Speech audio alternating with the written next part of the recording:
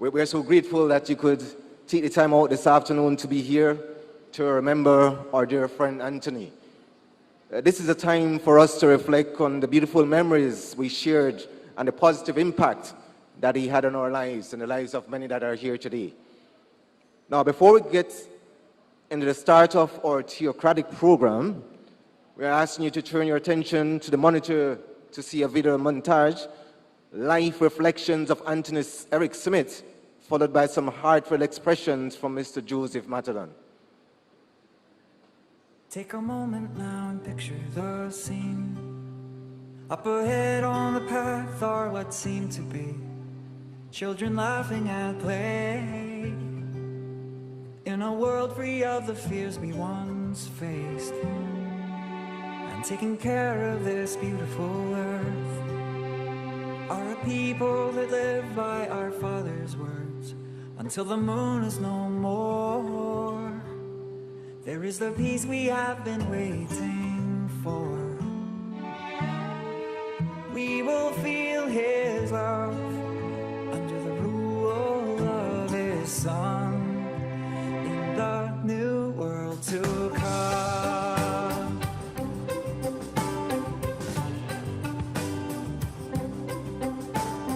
Hope is a fire in our hearts. Hope is an anchor that holds us firm. Hope is a light that shines like the sun as we see ourselves there in the new world to come.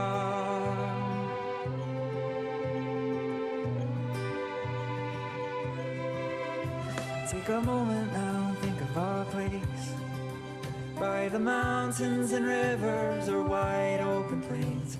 It's a place to call home. And now walking in through your front door, there is someone that you know, holding out his open arms in hopes of a tearful embrace. Feels like forever since you've been face to face. Even death won't stop our called outstretched love in the new world to come.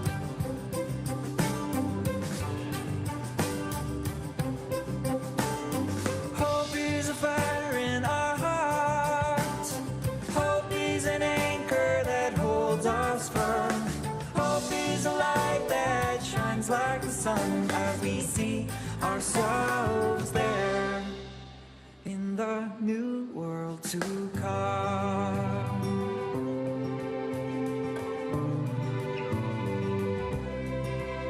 And every word from His mouth, will do all for which He sent it out. Jehovah's will for this earth is fulfilling every living thing's last wish.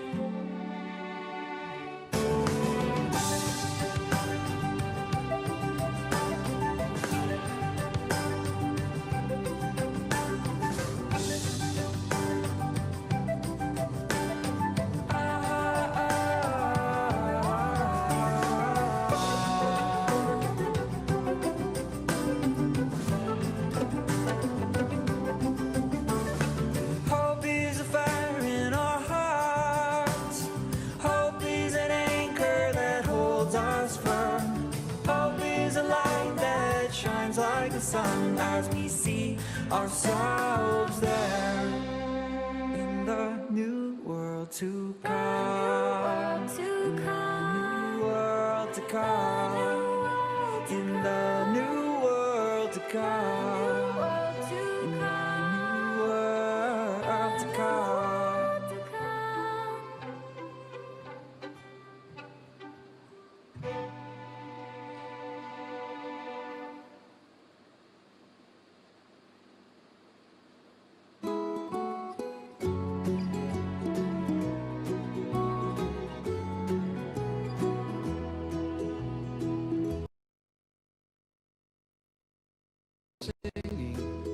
And you watch the clouds roll by, walking in the valley as the sun shines in a clear, and you can't believe your eyes. Yes, this earthly paradise was just around the corner.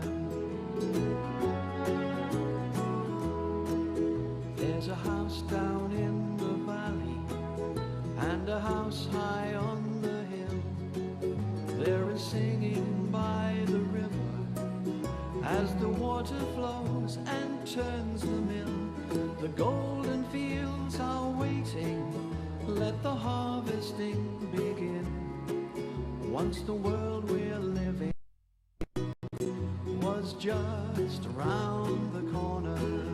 It's great with friends who care, the things that we looked forward to. Now every tear has disappeared. The world is young and life is new. There's the sound of happy voices and the scent of new mown hay. Now you're calling to your loved ones as you start another perfect day. Then we thank our God Jehovah for his tender loving care. Yes, the blessings we all share were just around the corner. When people speak about leadership, they often on titles, on achievements, on years of service. But when I think of Tony Smith, what comes first to mind is something far more enduring: character. Tony has always been someone whose influence extended well beyond the roles that he formerly occupied. He had a way of shaping rooms, conversations, and outcomes, often quietly, always. I agree with Tony to respect him. His views were grounded, his reasoning was clear, and his intentions were always unmistakably sincere. One of Tony's defining qualities was his ability to listen, truly listen. In environments where people often compete to be heard, Tony created space for others. He understood that leadership is not about dominating the conversation, but rather that quality alone earned him trust across generations, across different viewpoints, and across institutions. Tony also possessed an unwavering sense of responsibility. He believed deeply that if you were entrusted with a role, whether in business, public service, or community life, you had a duty to act with integrity and foresight. Short-term convenience never tempted him away from principle. Decisions were weighed carefully, not just for their immediate impact, but for what they would mean years down the road. Perhaps what I admired most was Tony's balance of firmness and humanity. He could be resolute when the moment required it, but he never lost sight of the people affected by his decisions. He understood that institutions matter, but people matter more. That perspective shaped his leadership style and left a lasting imprint on everyone who worked for him. Tony was also very generous with his wisdom. He mentored not by lecturing, but by example. Younger colleagues learned from watching how he conducted himself, how he handled disagreement without rancor, how he gave credit freely, and how he accepted responsibility without defection. These are lessons that stay with you long after meetings end and titles change. There was, too, a quiet decency about Tony that I think is very deserving of recognition. He did not seek applause, nor did he measure success by public recognition. His satisfaction came from knowing the work was done properly, ethically, and in the best interests of those he served. In today's world, that kind of leadership is not just admirable, it is essential. For those of us who had the privilege of knowing Tony personally, we remember not only his professional contributions, but his kindness, his wit, and his steady presence. He brought perspective in moments of uncertainty and calm in moments of challenge. That is no small gift. As we honor Tony today, we are not merely reflecting on a life well lived, we are reaffirming the values he stood for.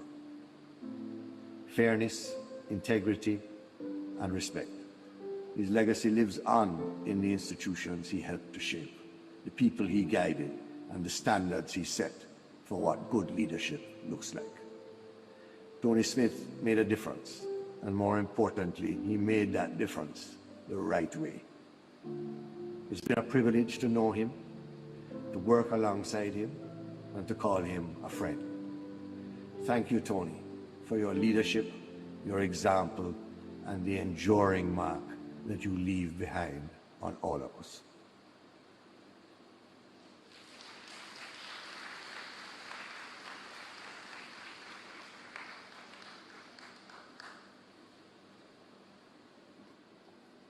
Thank you, Mr. Matalan, for those heartfelt expressions. Well, before we begin our geographic program here, we'll kindly ask all to put your electronic devices on a setting that won't disturb others. Now, to start our program, we're inviting you to stand, and we'll all sing Song 140 that will be projected on the monitors, Life Without End at Last. And right after the song, Brother Andrew Foster to open with a prayer for us, please. Would you like to stand?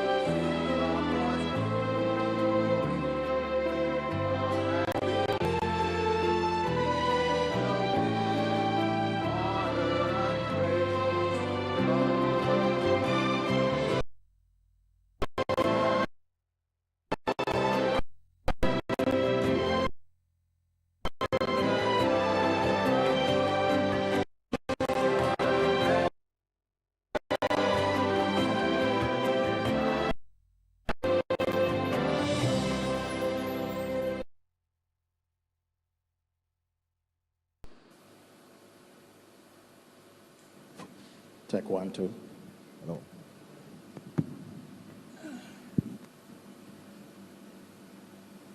Colin, it's so good to see you, my friend.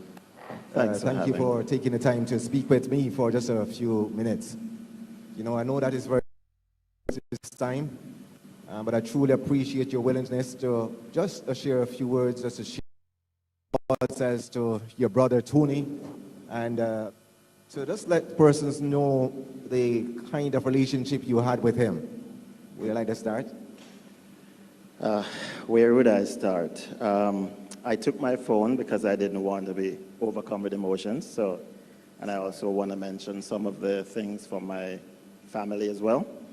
But I'll start with this. When I was flying home back on the plane, I had to reflect on something.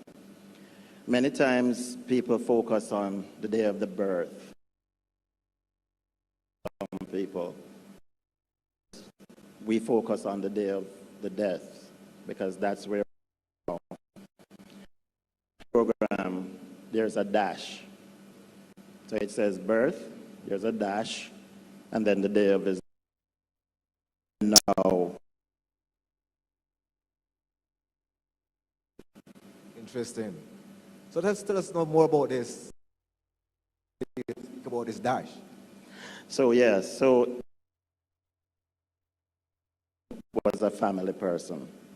I remember growing up with Tony, and of course to my family this is not new. Tony was humble.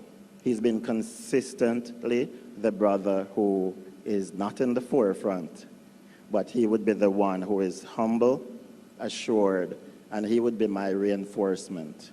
You could talk to Tony about anything. I remember growing up, he had a love for science. And so even from primary school, it's really tough for me to reflect that he was the closest to me in terms of age. So we would walk from school, and of course, he loved sports. Really? Yes, he loved sports. So whenever we go home for lunch, he would be like, Colin, we got to go back. I got to get a cricket game in before I go back to class. Can you just imagine? Yes. And of course, he really, each of my nephews and nieces can tell stories. From Sean telling the little story of how he would keep secrets of where grandma kept his cookies and only Tony would know to look out for grandma because he's going to get those cookies in the kitchen. But who made those cookies? It was Bobby? It was actually grandma, but Sean was the custodian of that secret, and only Tony knew and shared it with him. All right. So a little story, and I could go on, but I wanted to just keep going in terms of growing up with Tony. We grew up in a small town, Hatfield in Mandeville, and he had a good spiritual base as well. We have many friends and relatives who are here. And they were not just spiritual brothers. They grew up like a family. Rochesters, Morgans, all of those. But from that young age, we moved on to Kingston. We attended university. We rented a home. We lived together. I had the privilege now of living with Tony for quite a while. And then, of course, one day we went out and I introduced Tony to a friend of ours in the group. Her name is Karen. Interesting. So what happened after that now? It was interesting because Tony is not the type to go, I met a girl, Colin. He says, And if most of us who knows Tony, including Joe, he's probably said it, Tony go, He says, so what do you think? That's the man, yeah? That is Tony. And that means excitement for Tony, That's as much expression as you'll get. And so it's funny because I always call Tony my oldest brother.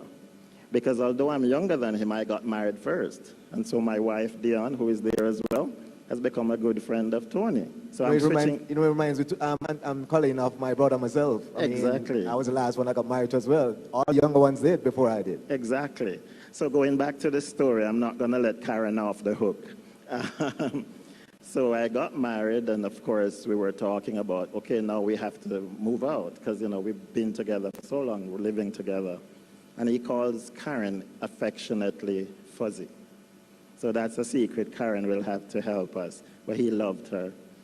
And I watched Tony as soon as, we grew, we separated in terms of we got married, starting having kids. And one more story stuck to me because I had children first.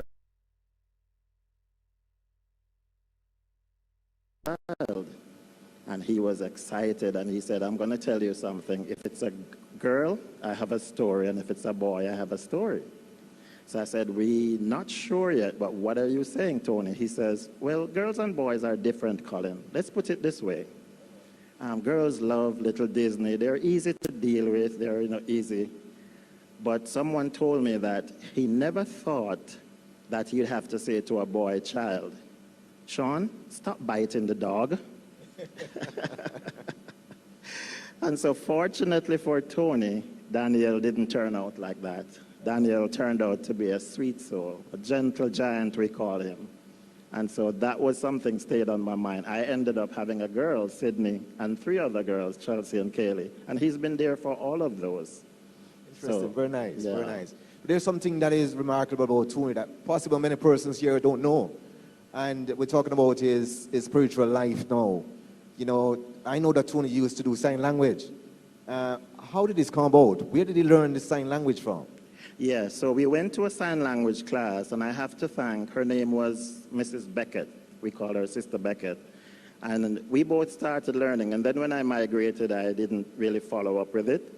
But Tony continued to do sign language. In fact, just to show his dedication, he lived in Red Hills, but he would drive to Portmore to attend the sign language congregation with Karen and Daniel. And it shows his dedication because it was a long drive and he would do so twice a week at least to attend the sign language congregation because he felt an obligation to fulfill his dedication. And the sign language team is right here now as a test to that. Exactly so. But you know, in that as well, I can remember I heard some things that Tony was involved in, not only just in Portmore alone, but deaf persons in the entire island. And Tony, his family would drive weekends to find these ones, to just share, to get them interested in the hope, the belief that he believed as well. And that was work. That was dedication. And one person associated is here today. And Scotty and Mr. Batik apologize that he couldn't be here today, but he's on Zoom. I just want to reflect one word that you used earlier about the man Tony was in terms of dedication. This is what Scotty wrote. It says, Anthony was a good man, a good human being. He possessed a fantastic intellect. Despite his achievements, he remained the same humble, unassuming individual who was always respectful to others regardless of their station in life. Anthony was a man of integrity. So when we met up and spoke on the phone, there would always be laughter and positive vibes as we remember the good old days. And he ended by saying, I missed you, Smithy. Affectionately called. And that rings a nice bell for me because Tony valued relationships, both in the family and outside. He called me many times and talked about speaking to Joe. And he never referred to Joe as his boss. And now we see Joe as a friend, a family friend. You know, he was agonized when he had to make tough HR decisions, but he was the quiet one, walking the room, not flashy, but listening and allowing people to develop their potential. And it's the same for us in our own family. I really wanted, and this one I have to read verbatim. This is how our family speaks of Tony.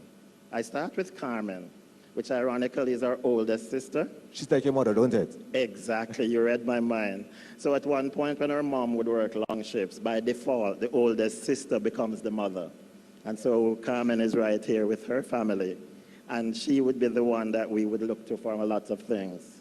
How did Carmen say of Tony? I wrote it down. It says, he gave of himself, thinking he's a helper, a listener, a comforter, and Tony in the family was the calm in everyone else's storm. If I go to Blossom, which is my second sister, who is here with her family as well, her name is Jean, we affectionately call her Blossom. Blossom says rather, Tony's a dear brother with a quiet nature, but loved his family. And she adds, he was funny.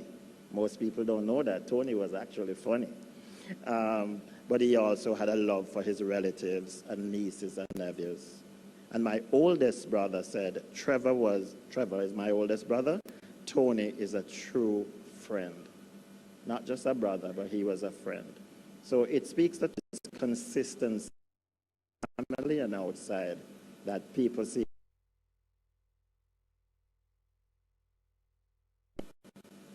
Thank you so much, my dear friend Colin, for sharing these beautiful memories about your brother, Anthony, Tony, Smithy.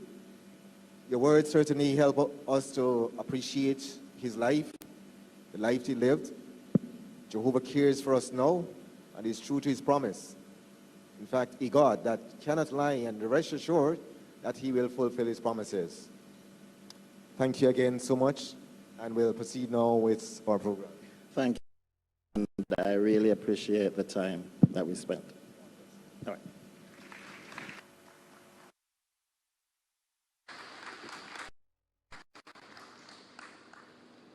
Well, we turn our attention now to Brother Daniel to deliver the memorial talk and to provide some further encouragements for the family and your dear friends.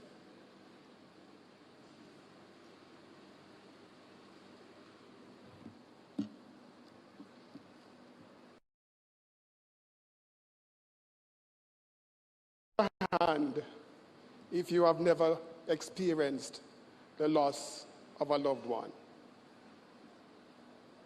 Who here has never lost a loved one in death?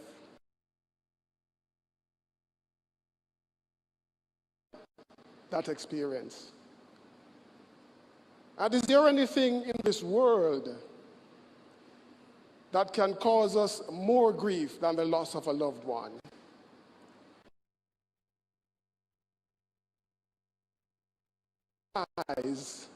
Our pain and grief can be unbearable.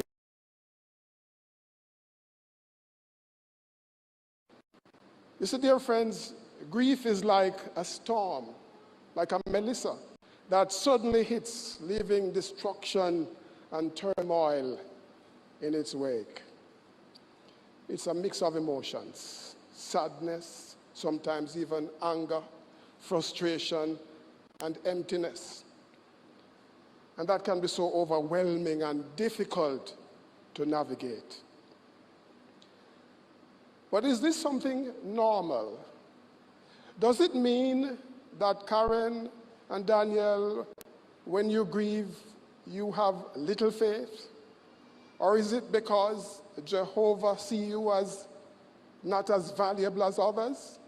Of course not. Grief is a normal reaction to the loss of a loved one. And the Bible provides many accounts of persons of faith in the past who grieved at the loss of their loved ones.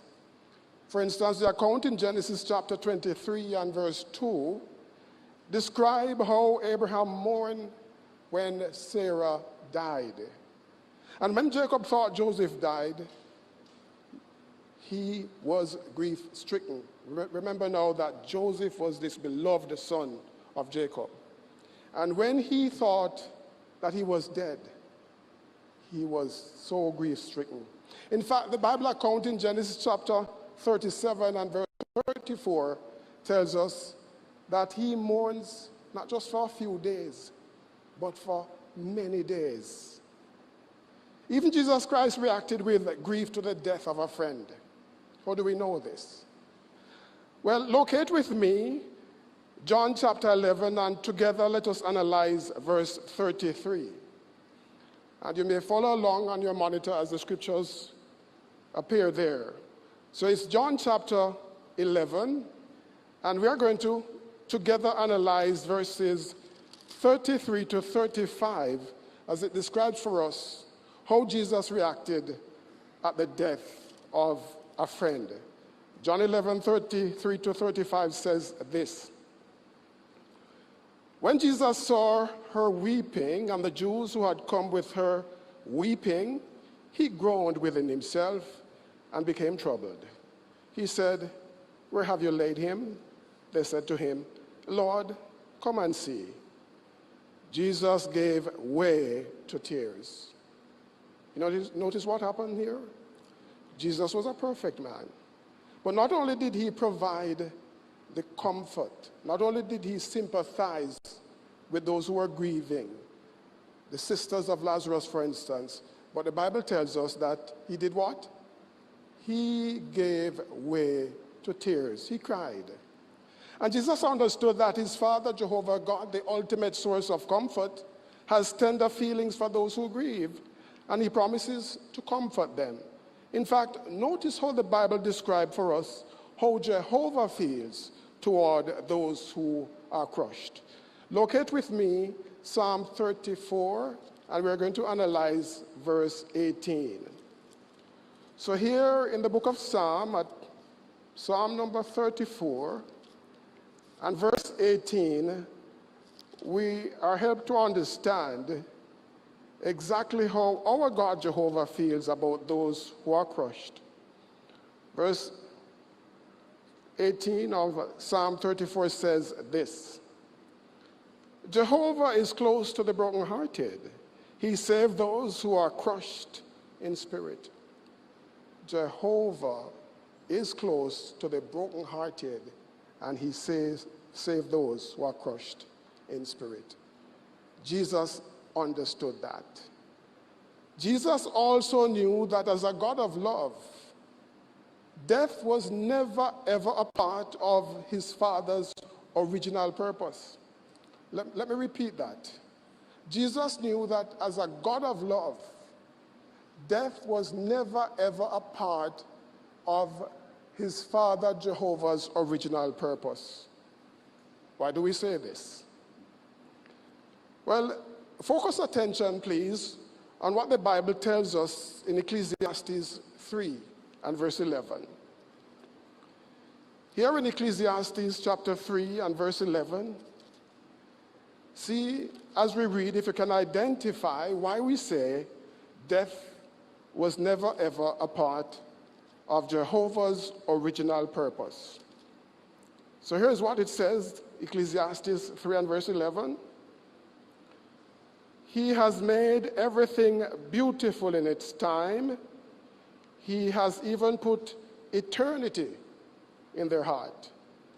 He has even put eternity in their heart. Yet mankind will never find out the work that the true God has made from start to finish. You notice? He has put eternity in their hearts. So it's a desire with which we were all created with. Jehovah created us with that desire to live and live and live on. It's like the desire to eat. He created us with that desire. He provides what we need to eat, does he not? Similarly, a loving God would not have created us with that desire to live and live and live and not intend for us to do so. Therefore, we were made to live forever. It was never ever a part of the plan of our loving God Jehovah. And when you think of the complexity of the body's design, the body's amazing way of repairing itself, this is evidence that we were made to live on and on. Take, for instance, your shoes. Some of you may be wearing brand new shoes this afternoon. So let's take, for instance, your shoes and your feet. Now, if you were to walk out of this auditorium here, down to Halfway Tree and back, and look at the bottom or the heel of your brand new shoes, what would you see? It start wearing down. When the shoe hits the pavement, the friction takes a piece of the rubber. So the shoe is actually dying every step you make. But then, when your bare foot hits the road and the body detects the friction, what happens? It doesn't just repair the skin, it anticipates the next step, the next strike, and it creates a callus, custom living armor against that harsh condition. The foot adjusts to the hard condition. The same is true for our muscles. If you use, for instance, a mechanical lift to lift weight over and over again, well, the joints will eventually loosen. And the metal, you lift weight,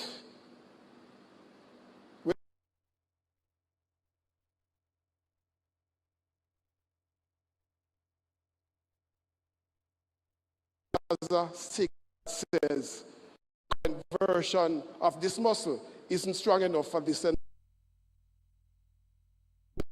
to weave a thicker, denser, stronger muscle. So the body don't just repair the wound, it upgrades it. And it does so in real time. Clear evidence that we were made to live and live. So now it brings us to the question.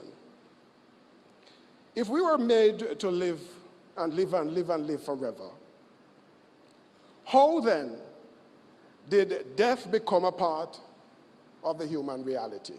What happens? Well, to get the answer to this, let's go back to the start of man's existence. Analyze with me Genesis chapter 2, verses 15 to 17. Here's what the Bible says in Genesis chapter 2 and verses 15 to 17.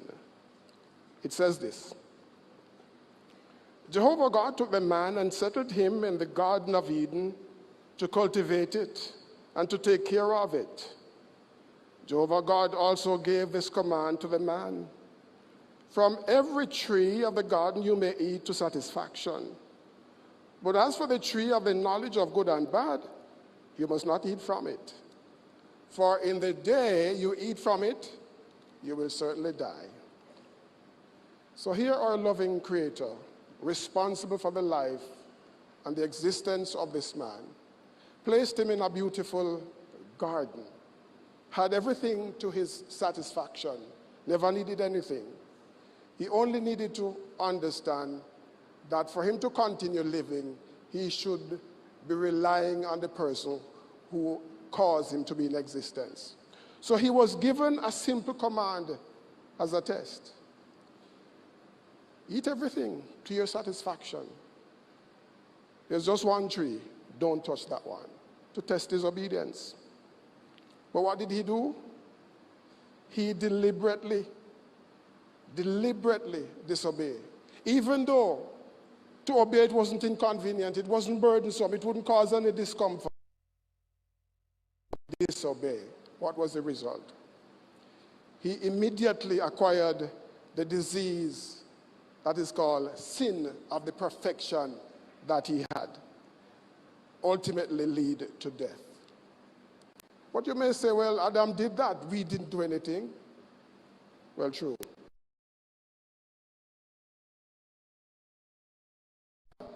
No ever before he acquired the disease.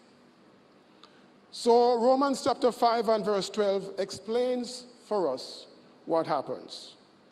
So let's analyze in Romans chapter 5 and verse 12. So here in Romans chapter 5 and verse 12, we get an explanation as to why we are suffering, why we have to die. How, since we did not do what Adam did, we are bearing this burden and we have to face the vicious enemy of death. Verse 12 says, that is why, just as through one man sin entered into the world, and death through sin, and so death spread to all men because they had all sinned. Let's analyze this for a bit.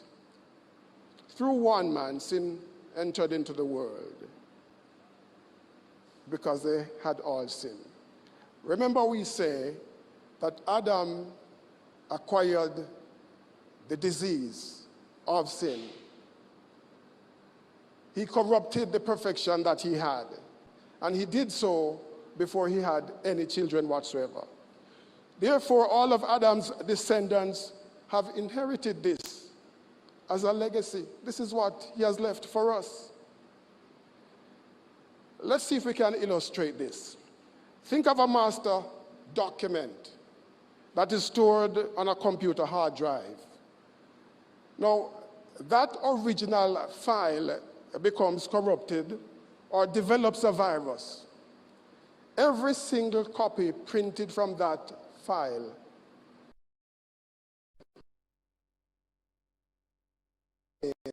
error. You can't get a perfect print from a broken file. Similarly, because Adam corrupted his perfection through sin, every one of us has inherited that error of sin and death. Our God Jehovah, though, has provided a hope. And that is a hope that Tony entertained. What is that hope?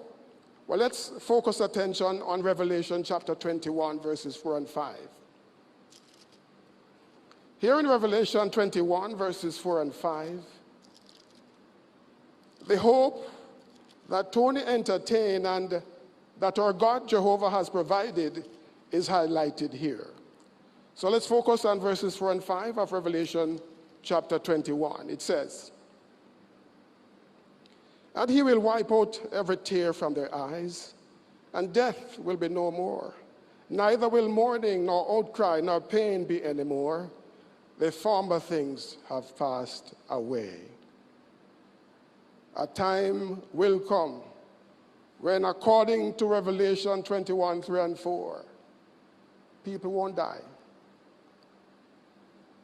And this is a hope that is sure to be realized. Why do we say this is a hope that is sure to be realized? Well, focus attention now on Isaiah 55, verses 10 and 11.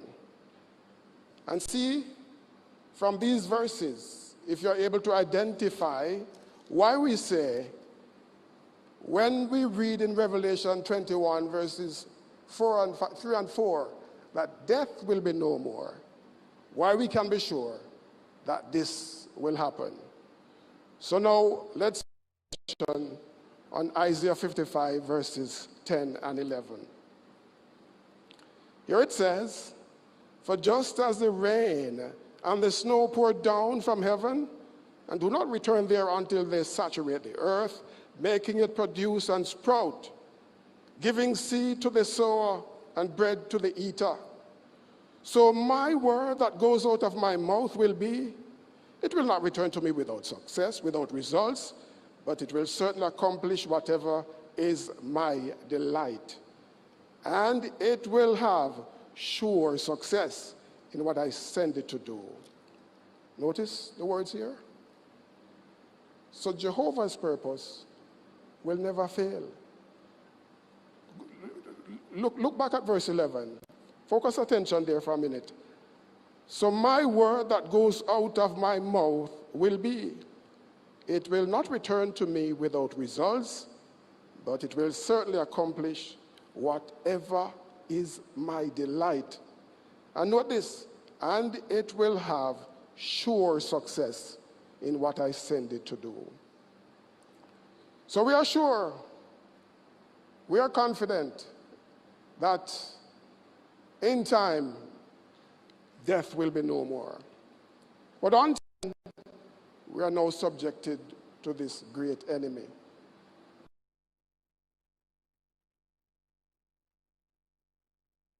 It leaves us with the question, now when we die, what is the condition? Is Tony, is he hearing or seeing us? Can he help us? What does the Bible say about the condition of the dead? Well, to find the answer, we want to go back to the start of man's existence. We want to look to see how man started, how his life came about in the first place. So we focus attention on Genesis chapter 2 and verse 7. And we are focusing attention here, dear friends, because death is the reversal of this process that we're about to read here in Genesis chapter 2. So Genesis chapter 2 and verse 7 has this to say.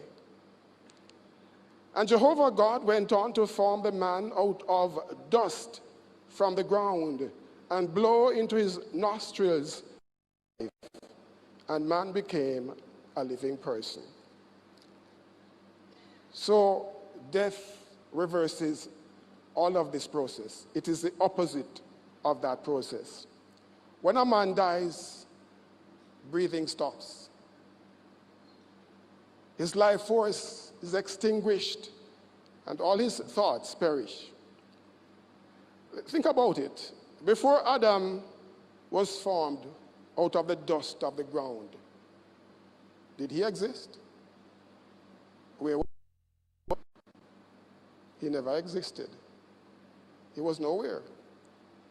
So with that in mind, let's go to Genesis 3 and verse 19 now and look at what Jehovah said to him after he corrupted the perfection he had. Here Jehovah was no passing sentence on him. Let's look at what Jehovah says. Genesis 3 and verse 19. In Genesis chapter 3 and verse 19, we read these words. It says, "In the sweat of your face you will eat bread until you return to the ground. For out of it you were taken. For dust you are, and to dust you will return." You notice that? So before he was formed and God breathed into his nostril the breath of life, he never existed. In passing sentence, as a result of what he did, what did Jehovah say to him? Dust you are, and where is he going? He is going back to the dust. Therefore, he is going to cease to exist. That is why the Bible tells us in Ecclesiastes 9 these words. If we together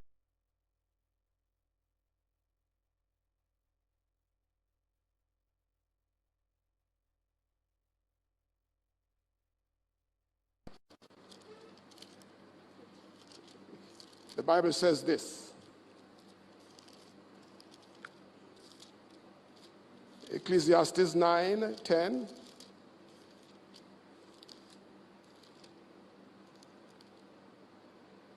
Whatever your hand finds to do, do with all your might.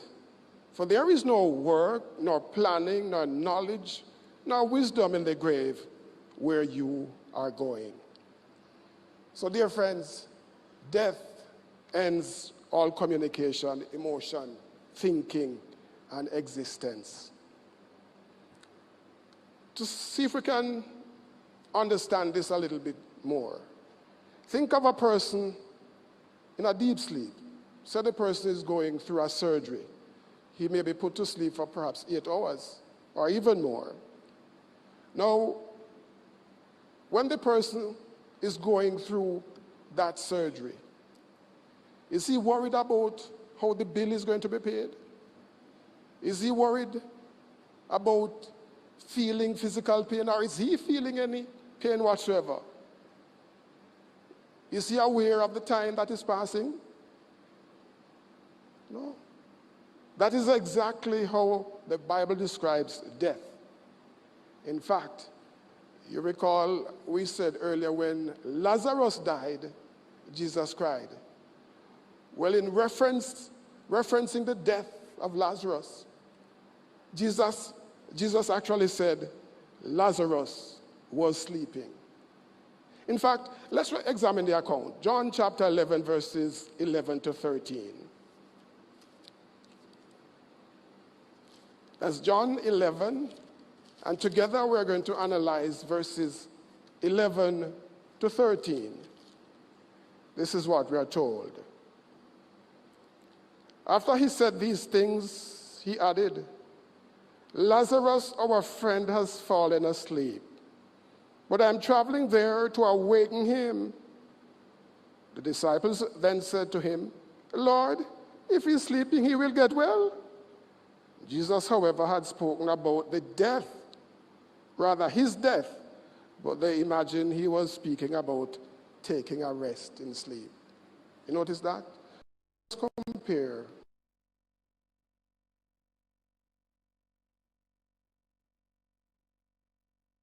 us when we die. And that is why the Bible tells us that the condition of a dead human is not any different from the condition of dead animals. The Bible tells us that in Ecclesiastes 19 and verse 20. The Bible said they all come from the dust and they're returning to the dust. That's exactly where they are going. And so this would take us to another question now. If that is the condition of the dead, if that is what happens when a person dies, what hope is there for those who have died? Well, the Bible gives us a hope. And again, this is a hope that Tony entertained, that he believed in. The Bible tells us that millions who have died will live again. Because death is like a sleep, there is a promise of an awakening. This, dear friends, is the resurrection.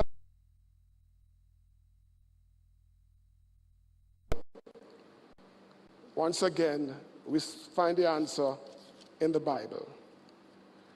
This time, to get that answer, let's focus attention on Matthew chapter 20 and verse 28. Here in Matthew chapter 20 and verse 28, this is what we are told as we seek to identify or to find out how the resurrection hope is made possible. Verse 28 says, just as the Son of Man came, not to be ministered to, but to minister and to give his life a ransom in exchange for many. So it is by means of the ransom sacrifice was only begun that this resurrection is guaranteed. In fact, 1 Corinthians chapter 15, verses 20 to 22 tells us, but now Christ has been raised from the dead, the first fruits of those who have fallen asleep in death. For since death came,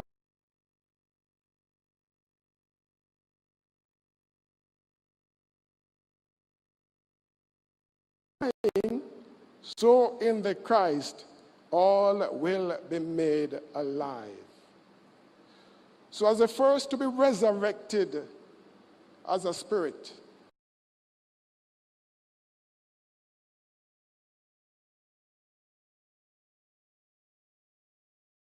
verses 28 and 29. Here in John 5, verses 28 and 29, we have the words of Jesus Christ. Here is what it says. John 5, 28 and 29. Jesus says this, do not be amazed at this, for the hour is coming in which all those in the memorial tombs will hear his voice and come out, those who did good things to a resurrection of life, and those who practice vile things to a resurrection of judgment. It is with those words that Jesus foretold a future time when under kingdom rule, the grave will be totally emptied. The majority of people will be resurrected to life right here on earth in paradise. And if you take a look at an illustration, pictorial illustration that will come up in a while, there you go, you'll see we will experience when millions will be resurrected right here on earth. Family members and died without an opportunity to understand and to apply Bible truths also have the prospect of a resurrection. But how do we know this?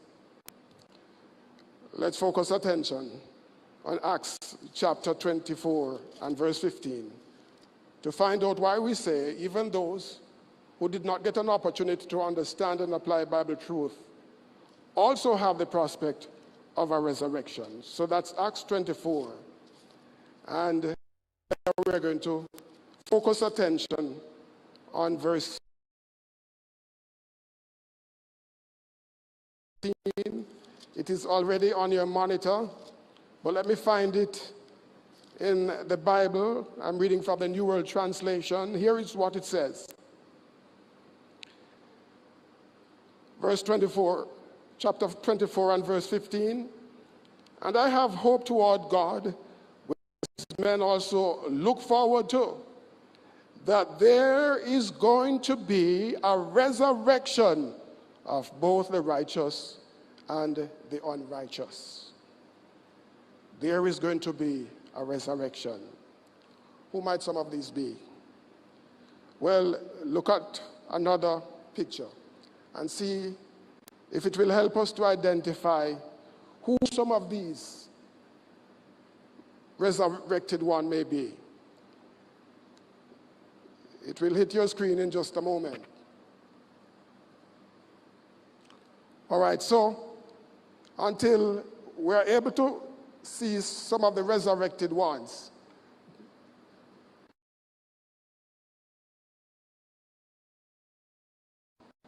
who were born without getting an opportunity to learn and understand Jehovah's way. They just came into the world with an inheritance from Adam. These ones would also be among the resurrected ones that are considered the unrighteous. And do you recall when Jesus was dying, there was a man who was beside him who asked him to remember him. What did Jesus say to that man? Jesus told him, "You will be with me in paradise." He will be among the unrighteous who will be resurrected. Dear friends, there are actually 9 resurrections recorded in the Bible. And the 9 resurrections recorded there should provide us with confidence in the power of our God to resurrect the dead. The Bible provides a record, and you may want to take a note of these. The first one is the widow's son. The prophet Elijah resurrected the young son of a widow who lived in Zarephath, north of Israel. The account is found in 1 Kings 17, verses 17 to 24. Resurrection 2, a Shunammite boy, Elijah's successor, the prophet Elisha, resurrected a boy in the town of Shunem and restored him to his parents. We find the record of that in 2 Kings 4, 32 to 37. Resurrection number 3, a man in a burial place. 2 Kings 13, 20 to 21 tells us of a corpse of a man who had recently died and was hastily left in the same burial place where Elisha's bones lay. When the man's body touched the prophet's bones, the man was resurrected. 2 Kings 13, 20 to 21. Of Nain.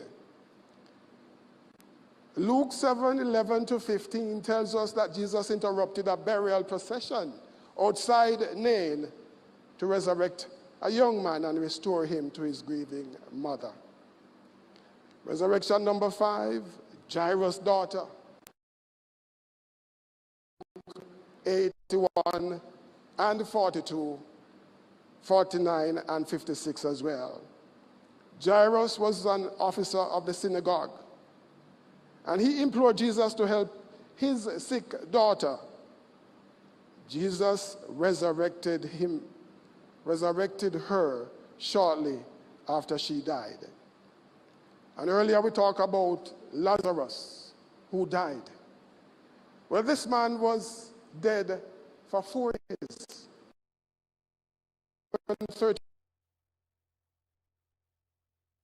resurrected him before a number of people. Then, as recorded in Acts 9:36-42, where the Apostle Peter resurrected this beloved woman who was known for her many acts of kindness. And there is Eutychus as well, which is resurrection number 8. This young man, Eutychus, died when he fell from a high window, and the Apostle Paul raised him back to life, as recorded in Acts 20 and verse 7. And resurrection number 9. Resurrection number 9. And the greatest and the first resurrection of that kind, the resurrection of our Lord Jesus Christ. So it is clear, dear friends, Jehovah our God has both the ability, the desire, and he has the power to bring back those who have fallen asleep in death. He keeps his limitless each person he will resurrect by.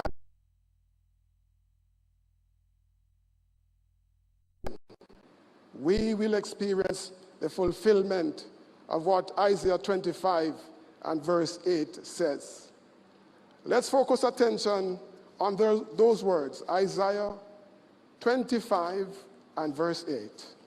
Very soon, we will experience the fulfillment of these words. He will swallow up death forever, and the sovereign Lord Jehovah will wipe away the tears from all faces. The reproach of his people he will take away from all the earth, for Jehovah himself has spoken it. Jehovah will certainly free all humans from death, and death will be gone forever, never, never to take our loved ones away from us. Until that time, though, the reality of death should make us, all of us, every single one of us who is here this afternoon, stop and think. It should cause us to reflect on our own lives. How are we living? Let us use this occasion, dear friends, to reflect on the kind of life we lead. In fact, Ecclesiastes chapter 9 and verse 11 says something that is very important here. Let's focus attention on those words, Ecclesiastes 9, and we're going to look at verse 11. Here's what it says. I have seen something further under the sun, that the swift do not always win the race, nor do the mighty win the battle, nor do the wise always have the food, nor do the intelligent always have the riches, nor do those with knowledge always have success. But please pay attention to this last line. Because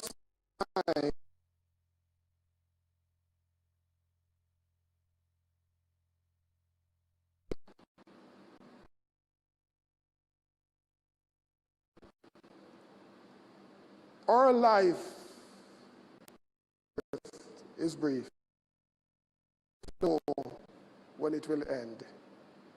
The value of this is expressed for us in Ecclesiastes 7 and verse 1. Since we are already at Ecclesiastes, let's now just focus on verse 1 of 1 and 2, in fact, of verse 7. Verses 1 and 2 of verse 7. A good name is better than good oil, and the day of one's death is better than the day of birth. You notice that? A good name is better than good oil. And the day of one's death is better than the day of birth. What a very excited and happy, a bouncing baby boy or a beautiful girl. But the Bible is here saying the day of one's death is better than the day of one's birth. How can that be? Well, let's illustrate it this way. When a baby is born, beautiful though she may be, bouncing as he may be, is like a blank sheet of paper there. Nobody knows how this child will turn out.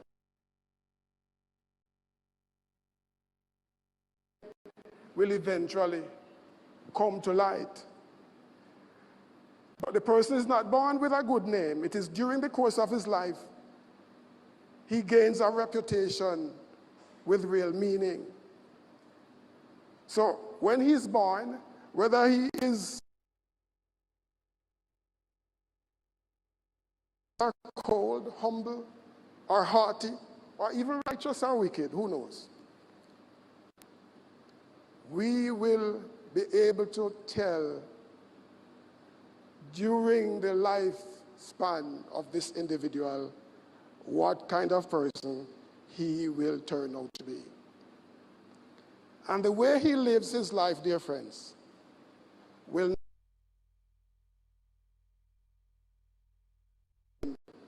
with his God, so that his memory will be etched into Jehovah's limitless.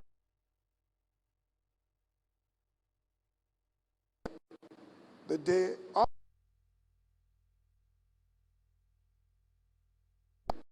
of his birth. So it is important then that as we reflect,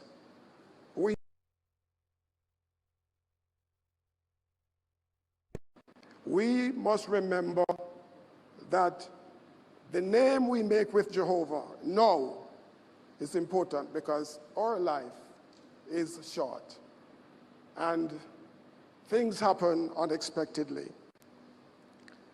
So friends, the resurrection hope provides an incentive for all of us to do God's will as we heed the advice of what the Bible says in 1 Corinthians chapter 15.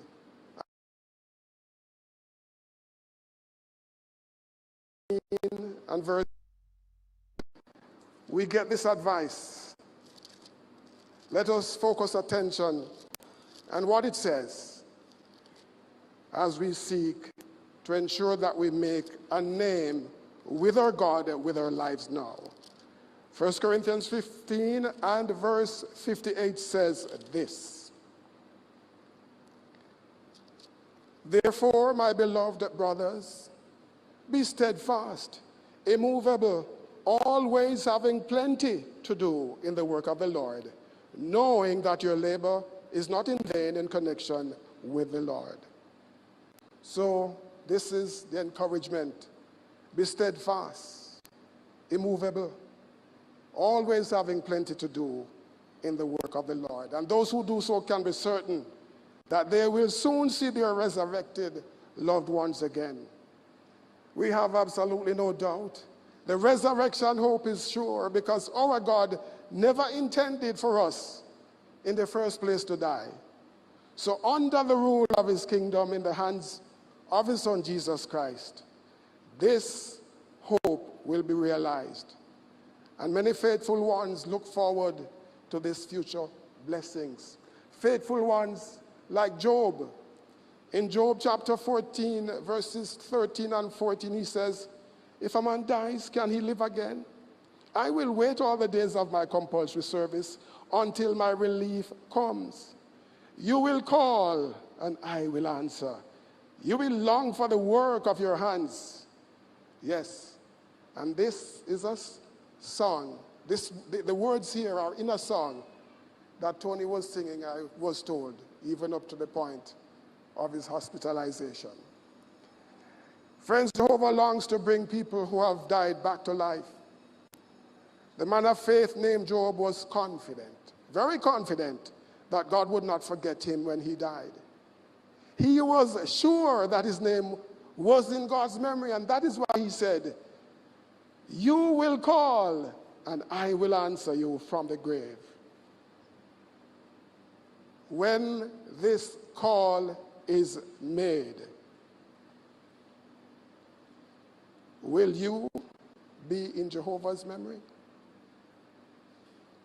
Because at that time when this call is made, the resurrection, the victory. In fact, 1 Corinthians 15:55-57 tells us this.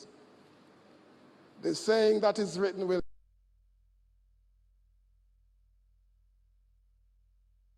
victory then. Death, where is your sting?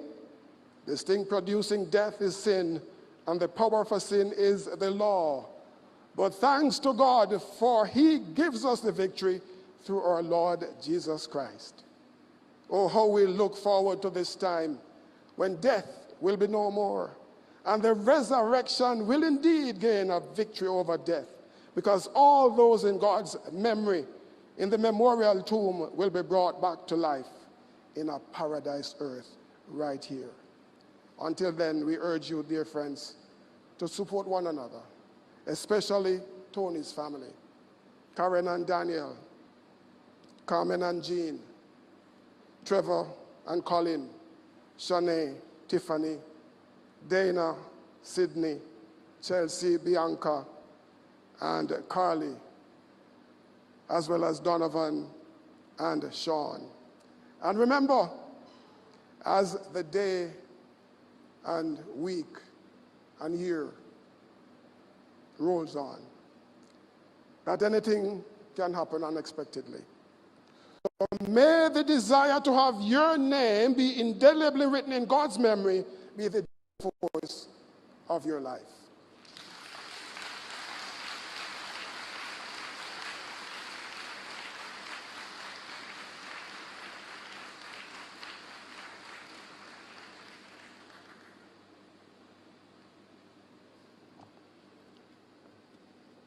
Thank you, Brother Thompson, for those comforting, faith-strengthening words, and also those fitting illustrations as well. In fact, the applause that you hear received from 415 attendance and over 473 in attendance here, and over 450 on the Zoom. Now, it truly reminds us of the hope that we share and the assurance that Jehovah never forgets those who love him. To our dear friend Karen and Daniel and the rest of the family, please know that the entire congregation and those who were dear to Tony are here for you. And this difficult time. We're reminded as well at 2 Corinthians chapter 1, verse 3 and 4, that Jehovah, the God of comfort, is the one who comforts us in our trials.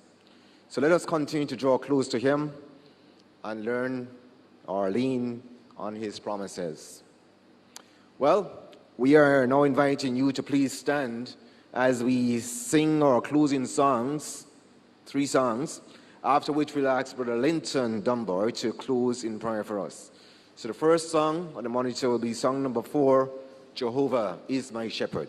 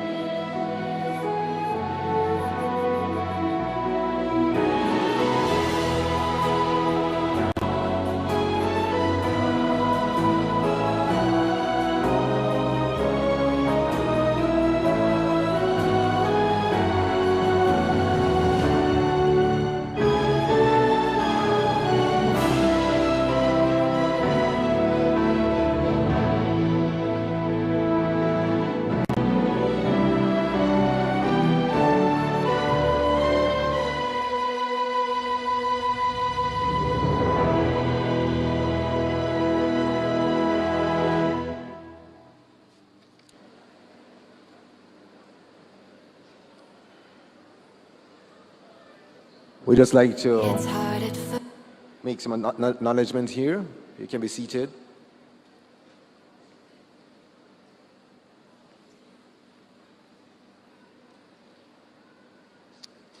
Thank you, Brother Dunbar, for that lovely acknowledgement. We, the family of Anthony, wish to express our heartfelt gratitude to everyone who called, texted, visited, sent voice notes and prayed for us during this time of bereavement. It has made our loss a lot more bearable. Would like to express heartfelt thanks and deep appreciation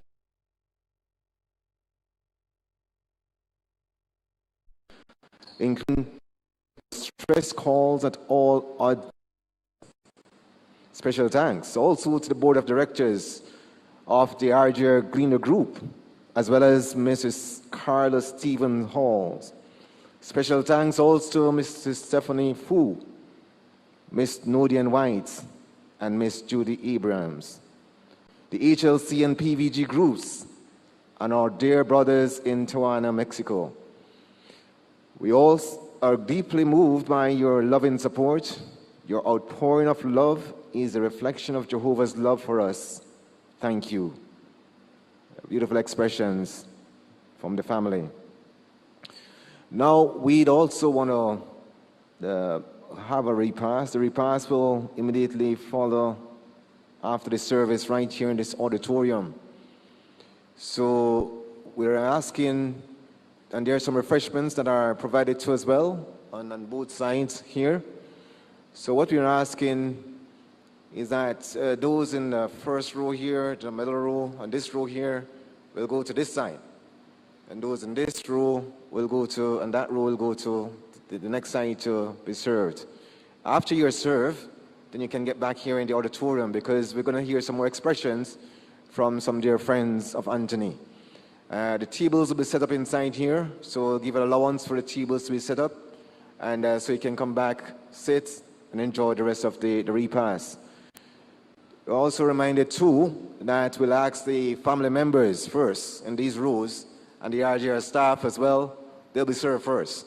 So you make your way, and we'll have the attendants out there that will direct by means of a line, and you will be served first. We also want to remind you too, at the end of this program, and when you're making your way back out of this location here, we are asking you kindly to exit at the bottom gate. That's where the traffic light is, and that's for your safety. Please remember this.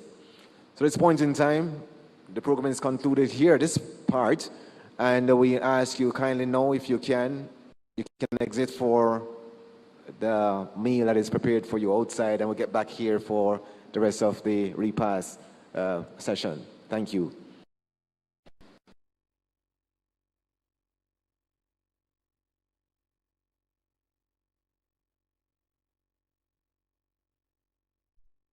Where do I begin?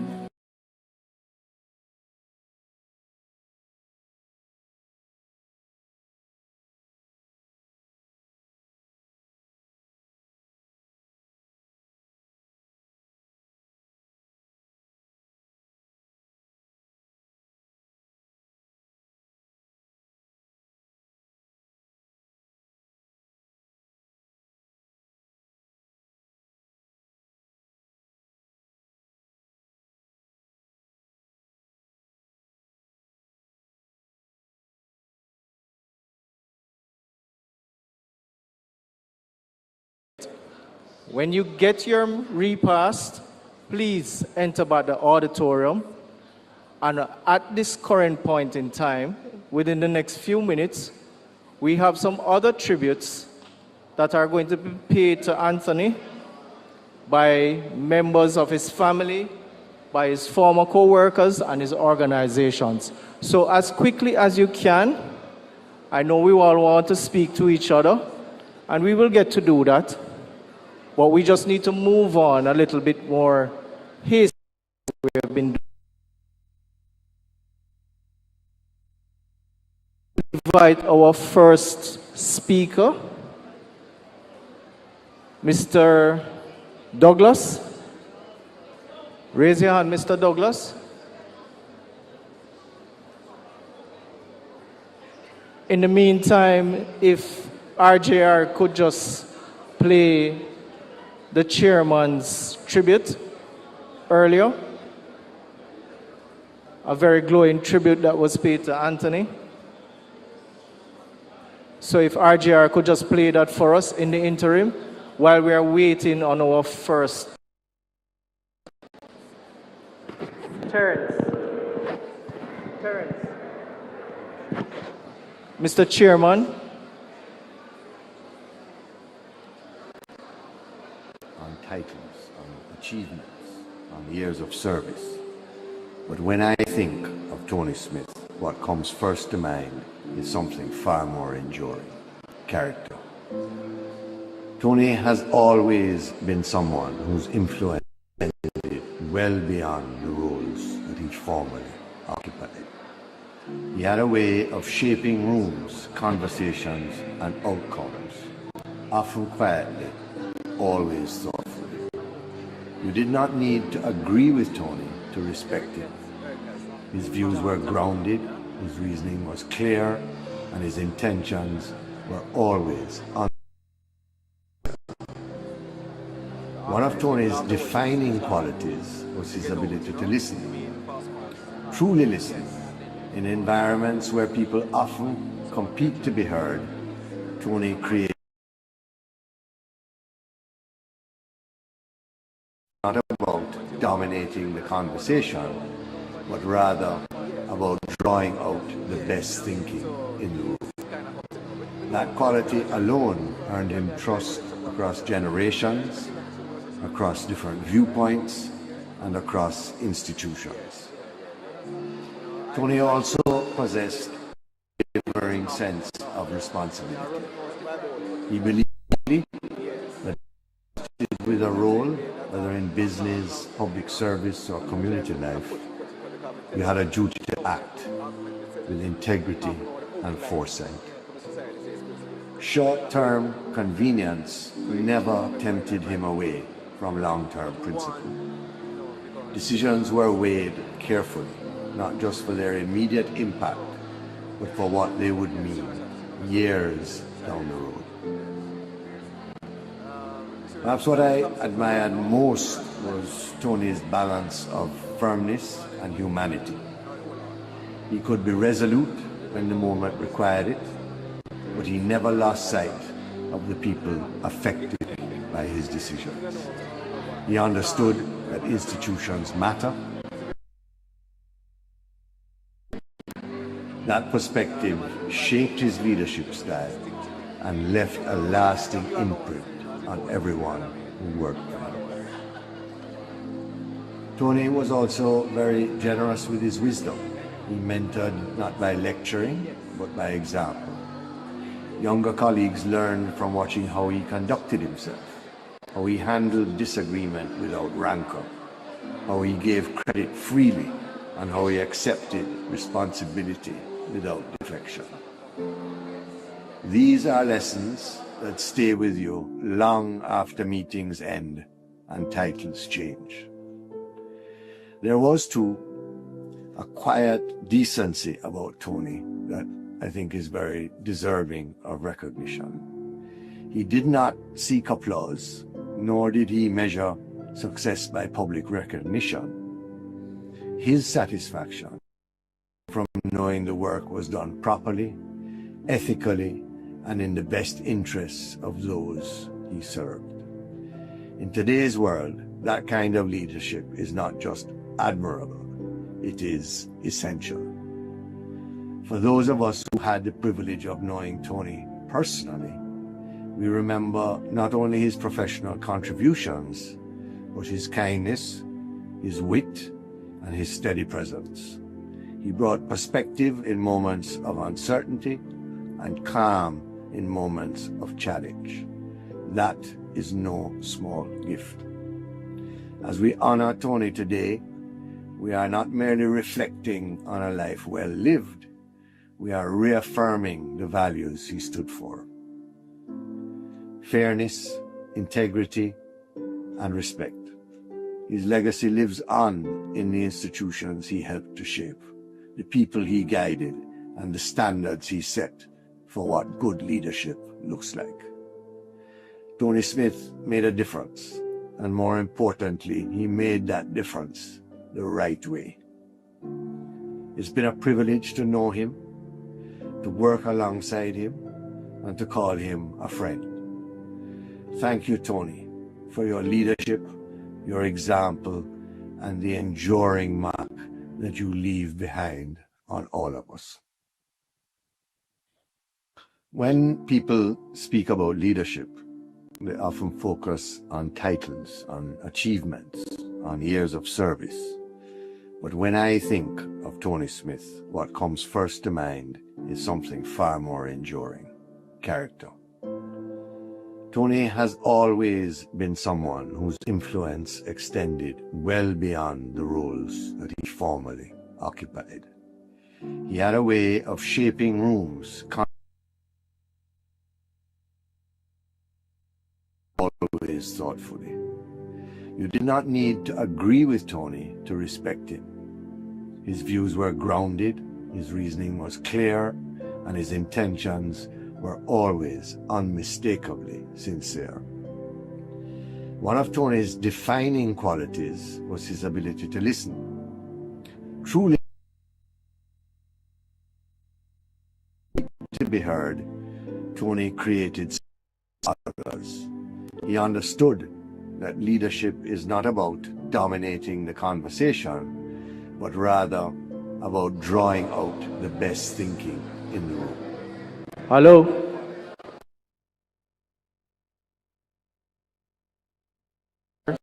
TVJ to just pause the tribute at this point in time.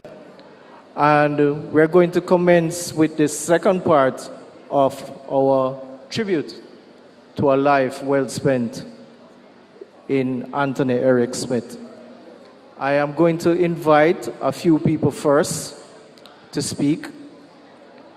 And the purpose of an open mic, this is something novel, but it's something that allows everyone an opportunity to speak.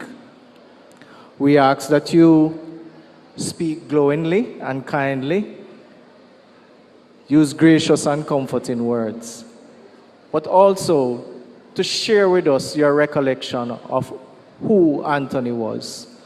So we just invite you to come, introduce yourself. There are many companies here that Anthony worked with that he has made such a significant impact on. And if you're associated with one of those companies, please just let us know and give us your memory or your tribute as well. So I see the majority of us may have gotten something to eat.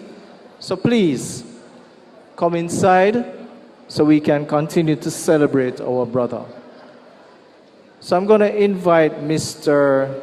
Derek Nelson, who will be our first speaker.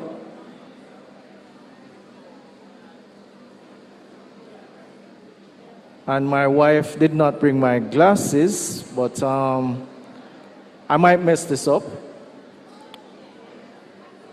So, followed by Fenwick Reed, former chairman of Massey Technologies. Mr. Reed, are you here? Line up yourself, boss. Followed by Gail Figueroa, by Nicolette McMorris. Nicolette, you're here? I will leap on Nicolette, that boy. Okay, so ladies and gentlemen, please give your attention to Mr. Derek Nelson. Mr. Nelson.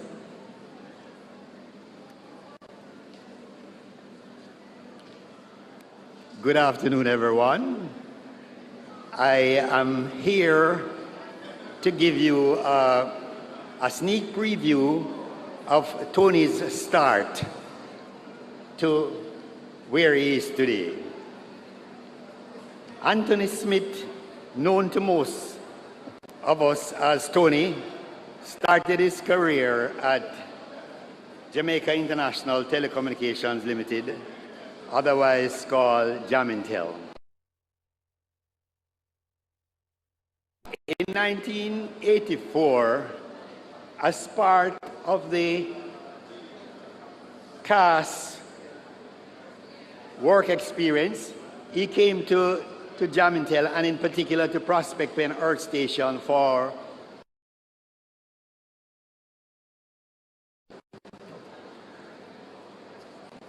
his attitude to training was of an extremely high standard, and accordingly the following year in 1985, Tony, having graduated from CAS, was an easy target for employment to Jamaica TOJ. From then, it was clear that Tony was a very focused technician. Years, he was selected to pursue the advanced telecommunication training course in the UK. And when he came back, his positive, structured, sure that he was selected to do the Bachelor of Engineering in Electronics. Quiet, caring individual who worked very well with his team. He focused on goal-oriented. His focus was goal-oriented in nature, which saw him rise to engineer in the International Planning Department, where he played an integral role in the satellite Earth Station in Prospect Pen, where he was initially employed, to the new Earth Station at Chalmers Avenue in Kingston. Just to give an indication, in those days, international telecommunications was critical, but Tony's role in all of this as planning engineer ensured that the transfer of traffic from Prospect Pen to the new satellite Earth Station at Fairview in Kingston went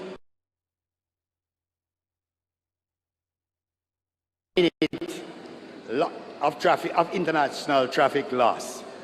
So those of us who worked at Earth Station will be forever grateful to Tony for the work he put into the program. His career path took him later to the Urban Development Corporation, followed by a stint at Massey Technology in the Neil and Massey Group. He continued his professional approach to work and respect for his staff to his final stop in his path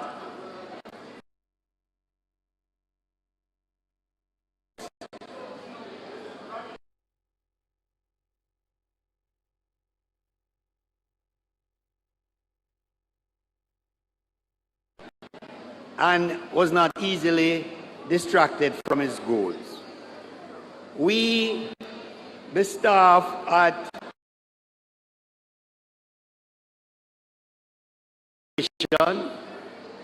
today are extremely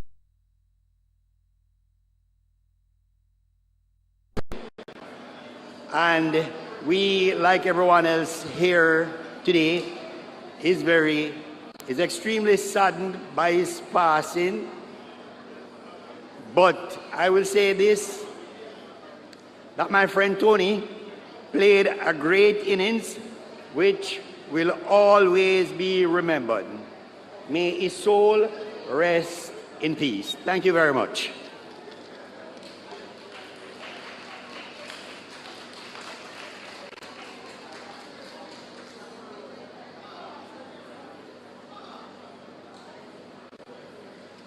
Thank you very much, Mr. Nelson, for recapping for us how well achieved, even though well traveled, Tony was. I'm going to invite Fenwick Reed. Fenwick? Forward, Fenwick.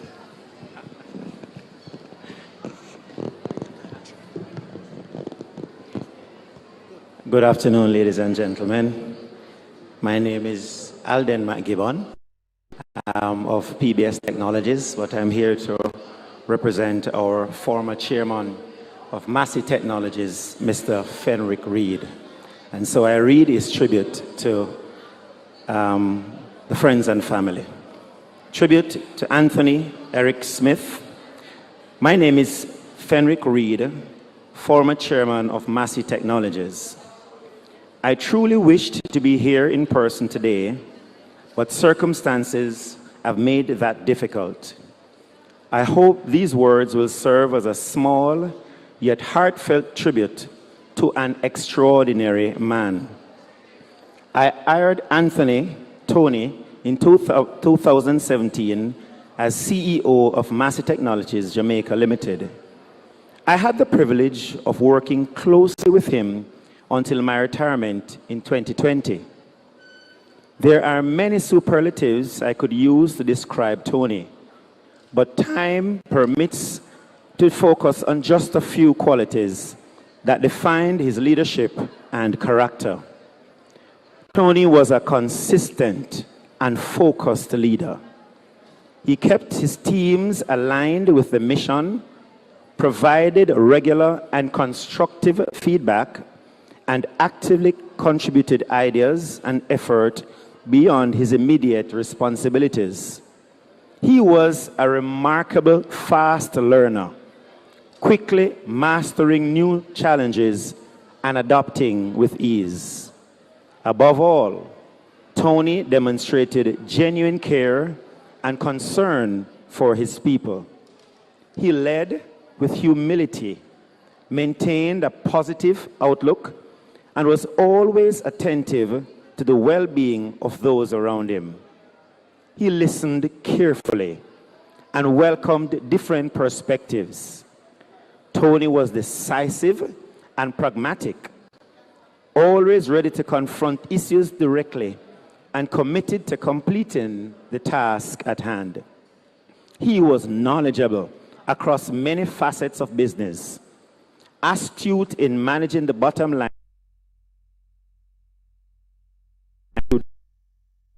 marked by integrity, accountability, inclusiveness, and innovation.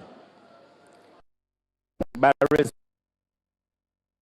sight of the big picture, his leadership was emphatic and empowering, calm in demeanor, patient and measured. Tony exhibited a high degree of emotional intelligence. He collaborated effectively, sought balance within teams, took ownership of mistakes, and worked diligently to correct them. Tony was a people-oriented leader who challenged his teams to be better and never gave up in the face of adversity.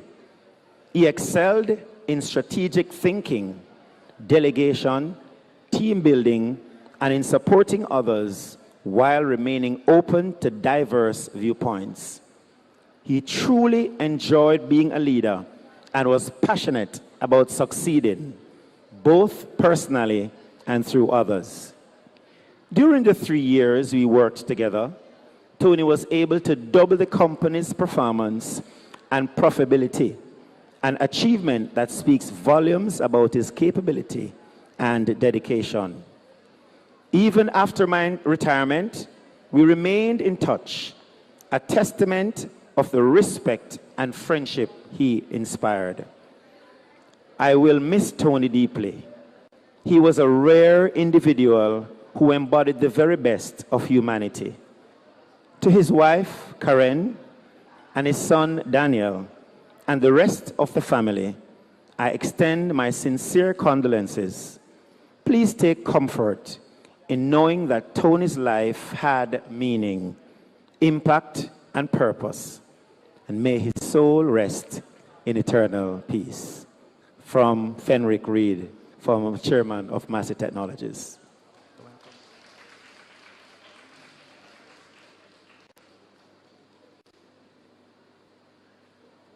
Thank you very much, on behalf of Mr. Reed, because that's not Mr. Reed, right? Uno was paying attention, so you know that that's not Mr. Reed, but him come for Mr. Reed, right? All right, great, great. Assistant, you don't go on to sleep yet, so that means you don't eat enough food. Please eat as much as you want. We do not want the caterers carrying back the food. Welcome, Sean, I see you. The next speaker will be Gail Figueroa. It's only one, Sean. Could never be two. Gail, or on behalf of Gail, Miss McMorris. I like her dress, you see. Miss McMorris, please. Can you adjust the mic for me? Good afternoon, everyone. This is a tribute from Gail Figueroa, who was the head of HSC at Massey Technologies and later on at PBS Technologies. I had the genuine honor of working with Anthony, first at Massey Technology as a peer, and then at PBS Technologies with him as my boss. Both experiences were so valuable to my evolution as a leader. However, the most appreciated dynamic I had was having him as a mentor and as a friend. After we each moved on to other career journeys, Anthony, or Master Smith as I called him, was refreshingly honest, direct, and solution-oriented. These were already excellent traits, but he also paired more with being an authentic listener, giving space to views that differed from his own. This blend of quality is so rare among executives. We were truly blessed to have had someone like him in our space. Anthony, as you leave us to continue your walk on another plane, I thank you on behalf of myself and the team I led under your stewardship. We will always be grateful for the time, guidance, and trust you offer to us. Know that it will never be forgotten.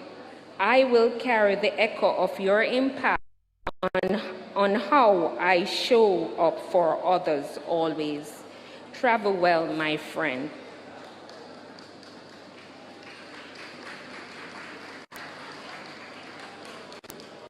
Thank you very much, Ms. McMorris, on behalf of the Massey Technology team.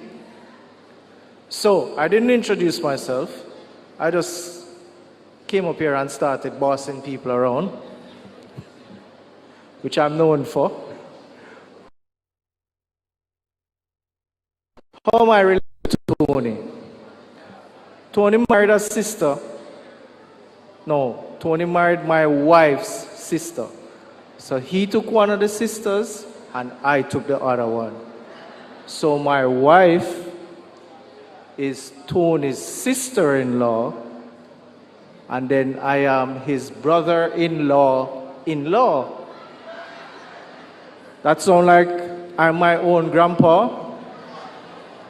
Right. So that's who I am. And I've known Tony ever since I've known my wife. Tony and Karen have been married for 30 years. That picture that she took in the yellow dress, that's her anniversary picture from 2025, when they decided to go out and eat fish.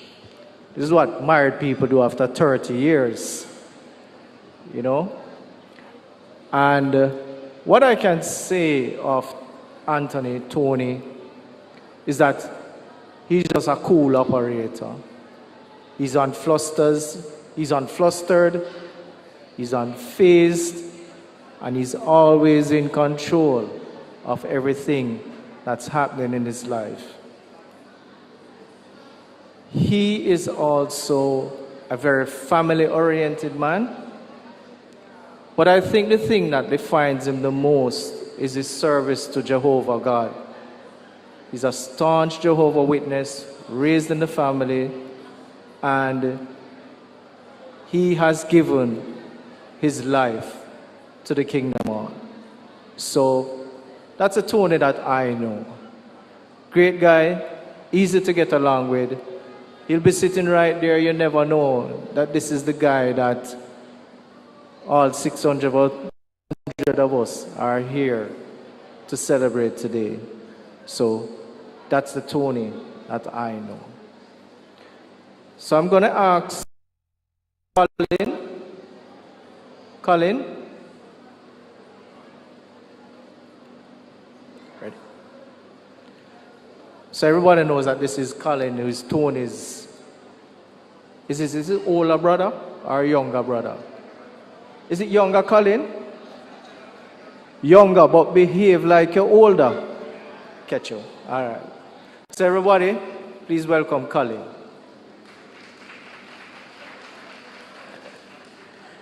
I always say Tony is my older, younger brother because we interchange roles and he's always been there for me, and through my successes, he was my biggest champion. So I know we have been, mingling and eating, but if there's anyone else who really wants to share just a thought of who Tony was or what he meant to them, then could you please just let me know, and you can come forward. Don't be shy. I know that sometimes speaking in front of a crowd is something, but if we think of Tony, he was always behind the scene, and I always give the joke that Tony always said, "No, Colin, you go. You're the vocal one," and then he's the introvert. But somehow we work together as a team of brothers on everything. So it's interesting. So anyone else would want to say something of Tony? We have someone there.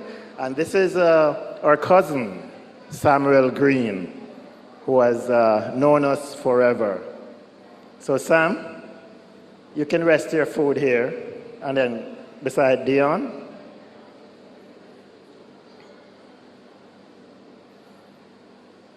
So let's invite Samuel Green as he will say a few words.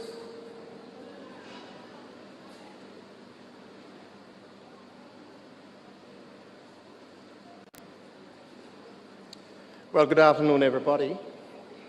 It's kind of strange to hear Samuel Green. Anyway, I'm the same Sam Green that some of you know, and I happen to be perhaps one of the oldest, if not the oldest, cousin of Tony, who is here today. And I'm just grateful to see the kind of responses that you have made, coming out to pay tribute to a life that has been well lived. On behalf of my family, and of course the extended family, Tony's paternal side of the family, I just want to express sincere gratitude to him, Tony that is, for just the kind of person he is. Somebody spoke about the fact that he treasures relationships, and that is absolutely true. It is kind of perhaps the best description of the person I know. In recent times, we as a family have had some very difficult times, and on all occasions, we could count on Tony to be there. I remember in 2024 when burial came, and at that time, I lost my only brother, and that brother was particularly close to Aunt Lil, the family. All these guys having grown up and are away, left my brother and Aunt Lil alone out there in Hatfield. And my brother would be very keen to ensure that she's safe and that her surrounding is properly taken care of. When the hurricane came and took my brother, sadly, we announced a date for the arrangements, but the hurricane came on the 3rd, and so we had to do it on the 4th. On both occasions, Tony traveled from Kingston to be with us. And during the time, like during the week leading up, he was also there. And we treasure that. About 6 months later, we lost another sister. That sister was Gina, Ernie, for some of you who know, and she spent a lot of time with Uncle Eric and Aunt Lil and Tony, Trevor, Carmen, the rest of them. And so it was really serious when we lost her. And again, Tony was there. He represented the family. So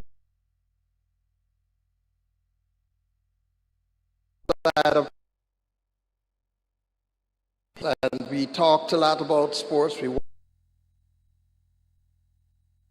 reminisce, and those moments of reminiscing were particularly touching as we shared some of the jokes that our beloved Uncle Eric used to conjecture, because I suspect they were not true, but he manufactured them, and Tony was able to recall many. So we had some great times together. I learned of Tony's circumstances only about maybe 8 to 10 hours before we learned of his demise. I was actually up in New York where I was attending, I was doing the final rites for a funeral. And then my sister called to say, wow, did you hear that Tony is not well? And he's unwell, he's in Mexico, and the doctors are not very hopeful about his condition. I was slated to leave on the first flight, and so the next morning, I woke at about 4 o'clock, and by 4:30, Tony was gone. It was particularly sad because we had no time whatsoever to have shared with him in that journey. But indeed, I'm comforted today because I know he lived a certain hope. And we share that hope that, yes, there is a tomorrow, and we look forward to sharing life together. So I want to say again, thank you for allowing us to share a little bit. Thank you, Colin. Thank you, members of the family. Please accept our sincere condolences, and may the Lord continue to give you comfort as needed. Bless you.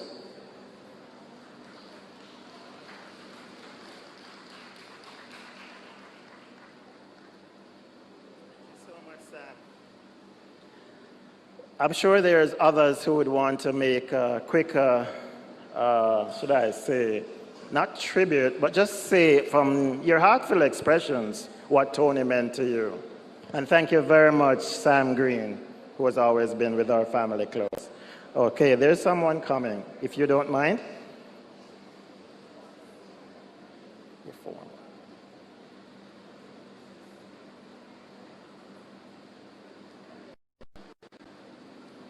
Okay. So this is Helen. And she has something that she wants to do. It's a tribute to Tony, Footprints of a Gentle Giant. And I have to add a backstory. Her sister was my economics teacher and a sister. Small world.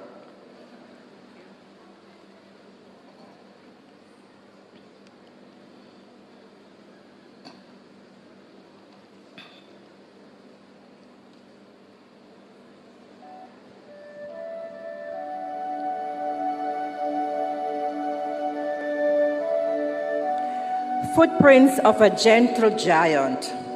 A tribute to Tony Smith and the RGR Gleaner transformation. Tony was a giant, not in force. Believed people must always come first in this place. Tony led with dignity, with listening as power and truth, knowing cultures don't change by command, they change when leaders honor humanity and youth. This gentle giant stood for integrity when shortcuts tempted the way. Tony chose principle over comfort and showed us trust is earned every day. In boardrooms and hallways, Tony carried one clear conviction that ethics are not obstacles to growth. They are the foundation of transformation. Tony dreamed forward. This gentle giant dared to innovate, seeing not Gleaner was challenge old systems to modernize voice, platform, and reach. Tony believed relevance is earned when evolution becomes practice, not speech. This gentle giant demanded performance, not fear-driven, not hollow or loud, but excellence built on accountability, where teams stand capable and proud. Tony knew results matter, but never at dignity's cost. For numbers without people were battles already lost. Tony's vision was growth. Not growth excludes or divides, but shared progress, opportunity expanded, where talent is seen, nurtured, and multiplied. This gentle giant believed morale fuels momentum, that belief is engine of scale, that when people feel valued and trusted, transformation will not fail. A national cause rooted in nation building, trust and voice, using media as a force for good, not applause. Tony believed RGR Gleaner must stand for fairness, accountability, and light, giving the nation not just information, but context, courage, and sight. The journey was heavy. The resistance was real. Yet this gentle giant pressed forward, unwilling to surrender the ideal.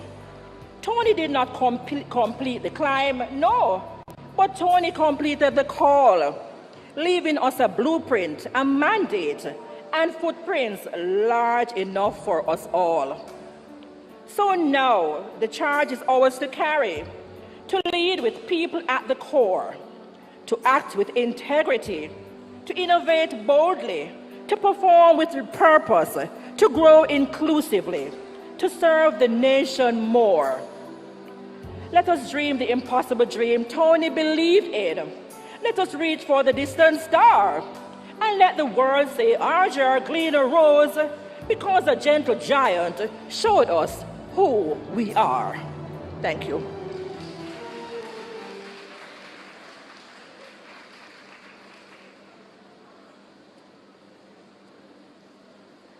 Thank you so much.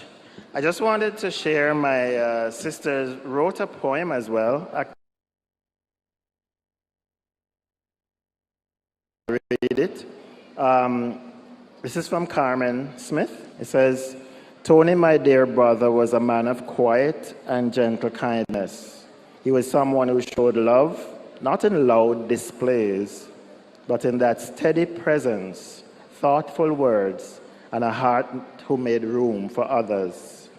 To know him was to feel safe, seen, and valued. He carried humility with grace, and he gave himself without expecting anything in return. He was a helper, a listener, and a comforter. He loved, was sincere, and his loyalty was unwavering. Through this time with us his time with us feels so short, his life was full of meaning. He lived on the lessons that he taught us, and his kindness he molded, and the love he poured into our family. He's gone from our sight, but not from our hearts. So that was from Carmen, our oldest sister. So we'll take some more tributes, I would say, and we'll want to talk to Sister Morgan. She is Tony's neighbor, next door neighbor, for quite a number of years, and also is a good friend of our family.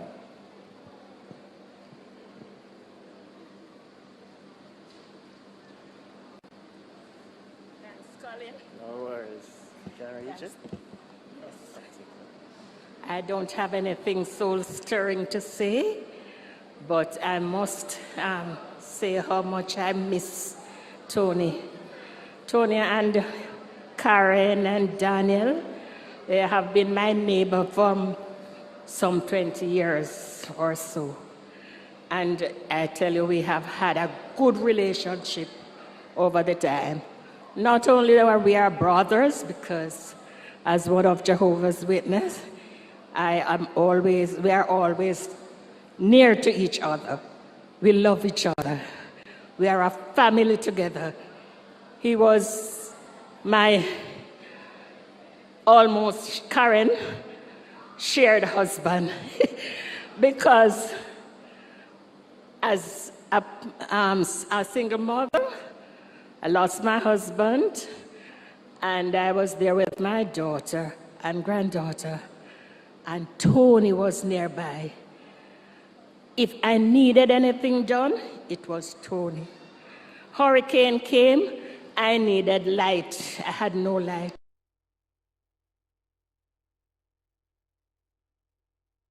in my house. If I can't start my car in the morning, Tony came over. If I needed a battery, he went and bought a battery for me. Anything I need, I can just call on Tony. And I tell you that it is a great loss for us. I went away to Canada for some time, and I know that Tony was there. I was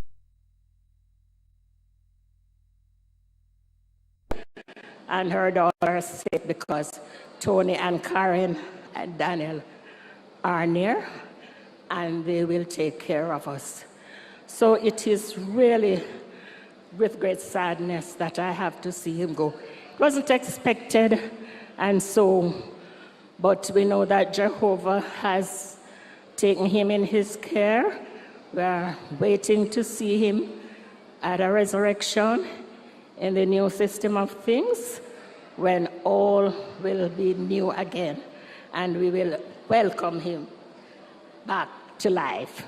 So Karen, Daniel, and the rest of you, the family and friends, and remember that Jehovah is giving us the comfort that we need from the scriptures. So I will want to just wish you all, the best in Jehovah's love. Don't be too overly sad, because we know that it is only temporary. So thank you for giving me, Karen, your husband, and Daniel, your father, to be a help to my family. And it was really a pleasure having him as a neighbor and a brother. Thank you all.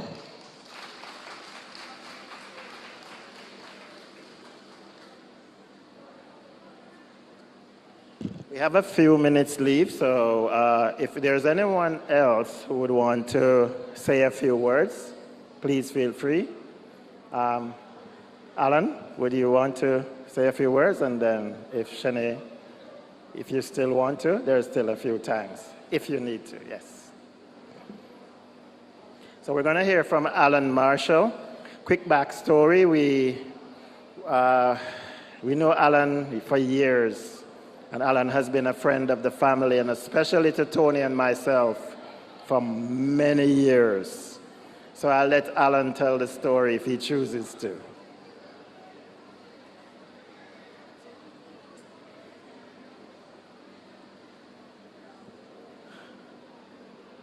I was just aiming to correct Colin on the many years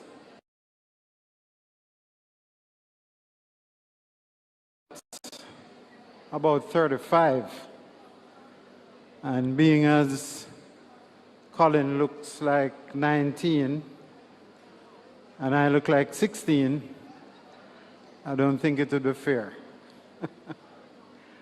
I met Tony and Colin when I was about 18 years old, and Tony and Colin shared an apartment together in their college years. And it became very convenient for me to hang out with them both. Colin and I shared a love for music and cars and lots of fun and excitement, as young men like to have, within reason. And was that humble, quiet anchor. So a little backstory. Colin loved music. I was into electronics and engineering things.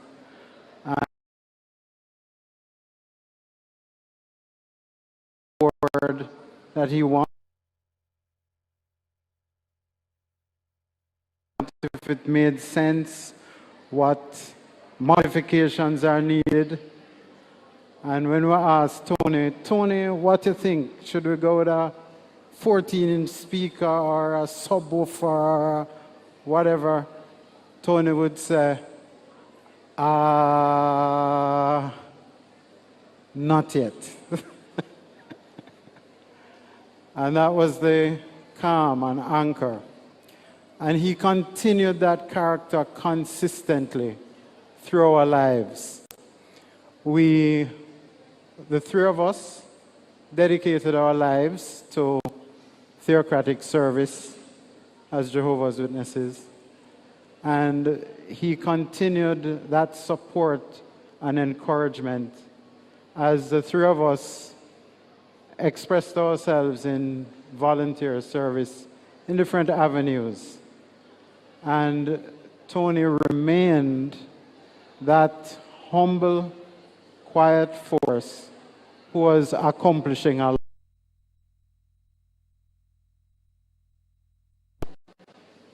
And Colin would be very popular. You would see me, and you would never see Tony in the same place as the two of us. But he was very much there in spirit and up to exactly what was going on and what was being done. He carried that across his life. So it wasn't just in his home life, family, theocratic life. It extended to his academic life. He was open, sharing, and supportive, which helped me greatly through training in engineering and later in business and corporate life. He always was that support, that listening ear, and a mentor, actually. He was really what we call the grandfather of cellular telephony in Jamaica. So Tony was the only locally trained telecoms engineer to British international standards that Jamaica had. He was the first and continues to be the only. And he structured, set up, operated, later managed the entire cell spectrum as we know it today.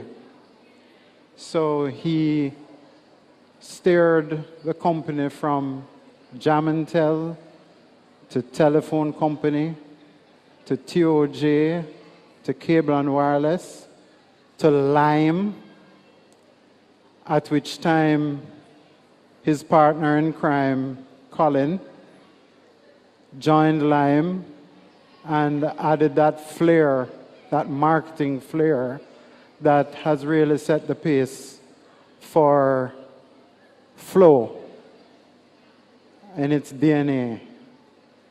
And that was with Tony's influence in the background, in the scenes beyond the eyes. In his other endeavors in business, he evolved from being an engineer to being a manager, to being an HR manager, to be a mentor, to be an operations manager. His stint at Massey Group saw him being that anchor, that fireman we used to call him, who really saved the company from a lot of headache and disaster that could have gone really wrongly in the integration between Jamaica and Trinidad and across the Caribbean.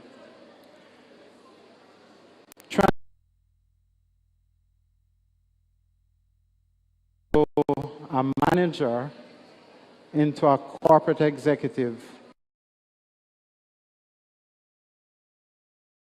And he took on consensus and the same humility that marked his entire life. And that gave him influence and his known capacity. So many people wondered how he would fulfill a role at UDC as general manager for facilities, and then to Massey in a distribution and technology company. And his every move was actually an expression of what he learned from others, never putting himself first. He was always that person, as Colin pointed out, never to show excitement as we know it. The range of Tony's excitement was from O to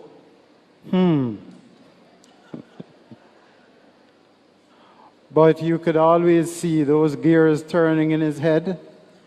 And the next thing he said was what he already did. So when he tells you that he thinks it's a good idea or he's going somewhere,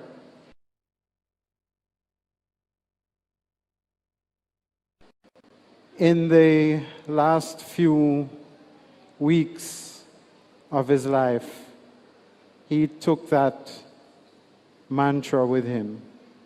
He took things as they came, and he was always positive, quiet, and humble. He never suffered. He had that outlook that things were going to be better, that what was going to happen next was going to happen anyway, and that Jehovah would carry him through and his family. His son Daniel benefited from a loving, caring father who acted more like a brother than a father. And we know, Daniel, you have lost a friend, but only temporarily. Just a break in communication. The next transmission will be soon to come.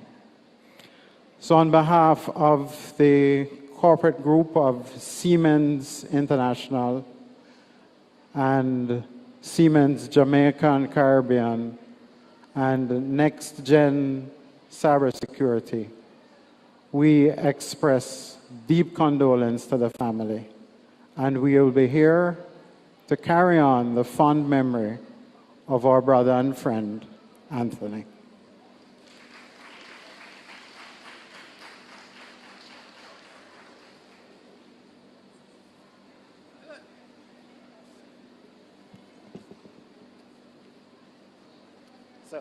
I wanted to just introduce this gentleman. He is from the sign language. And this was what part of Tony's friends for years. Both Tony and I have known him for many, many years. He will use his interpreter, but I'm sure we'll use this one as a fitting way to close this part of the program. So, Anthony Abrahams. Akins. I knew it was Anthony, so I cannot forget Anthony.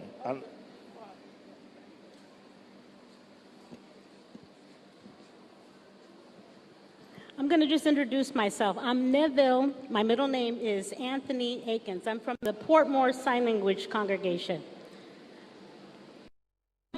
Sign language group, my first memories of Anthony was I was riding a bike with my best friend. I went to his house and I saw Anthony there with Sister Gal. He was young. He was just sitting on the porch. He didn't know sign language. He was just watching Gal sign. And then eventually, when I was baptized, at that time I got baptized, Anthony interpreted my baptism. The baptism had talked for me. I saw he really had improved in signing. And then later on, he became involved in sign language, gave lots of support for sign language. Weekly, Anthony would come to the hospital. He would come to the hospital and interpret for us.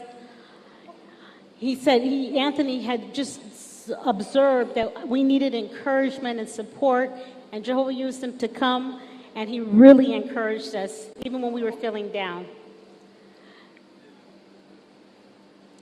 I know Anthony's personality, he was never boasty. He was always a humble person. I never saw any pride out of him. If somebody needed something, I always noticed he was observant. His personality was beautiful. We know that Jehovah really remembered his personality, and he will remember that in the new world to come.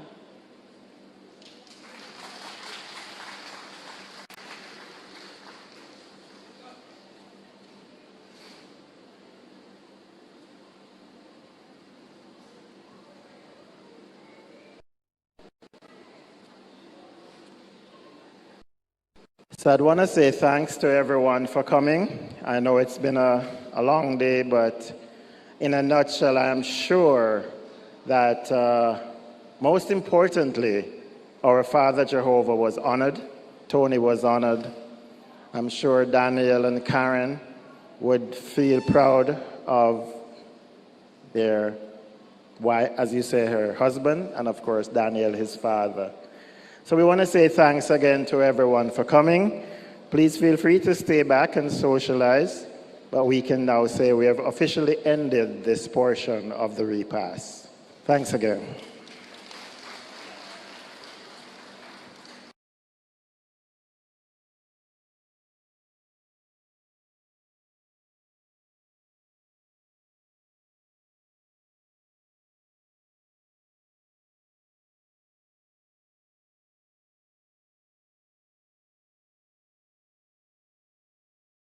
We can think about the security.